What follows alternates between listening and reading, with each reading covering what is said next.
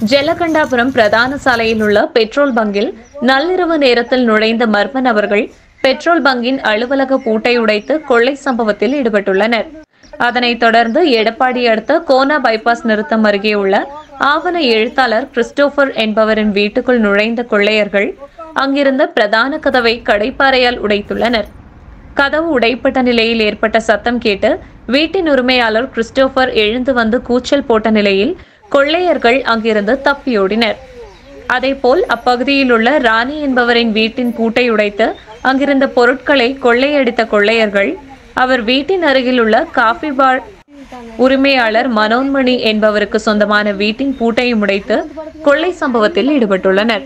இதுகுறித்து தகவல் அறிந்த எடப்பாடி போலீசார் சம்பவ இடத்திற்கு விரைந்து சென்று தடயங்களை சேகரித்து அப்பகுதியில் பதிவாகியுள்ள சிசிடிவி காட்சிகளை கொண்டு கொள்ளையாளர்களை தேடி வருகிறார்கள். மேலும் எடப்பாடி பகுதியில் நள்ளிரவு நேரத்தில் அடுத்தடுத்த 4 இடங்களில் கொலை சம்பவம் நடந்துள்ள நிலையில் அப்பகுதி மக்கள் மிகுந்த அச்சத்திற்கு உள்ளாகியுள்ளனர்.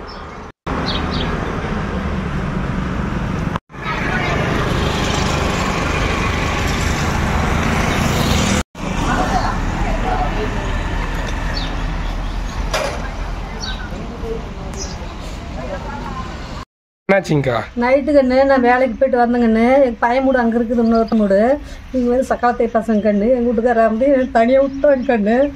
அப்புறம் தனியாக விட்டதுனால நான் இங்கே ஒண்டியே இருந்துக்கிட்டு இருக்கிறேன். அப்புறம் எங்கள் பையனை பார்க்கறதுக்கு போனேன். பார்த்துட்டு நோம்பி போட்டுக்கிறாங்க. நோம்பிக்கு காப்பிச்சு கண்ணு எங்கள் பசங்க அதுக்கு வந்துட்டு சோறாக்கி குழம்பு சாப்பிட்டு அங்கே போய் பக்கத்து வீட்டில் இருந்தாங்கன்னா 2 வருஷமாக நான் படுத்துக்கிறேன். இங்கெல்லாம் நான் படுக்கிறதே இல்லை வண்டியும்.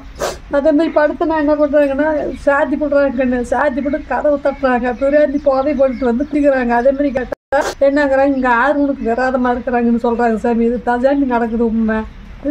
நம்ம எதுக்கு சாமி போய் பேசுகிறோம்.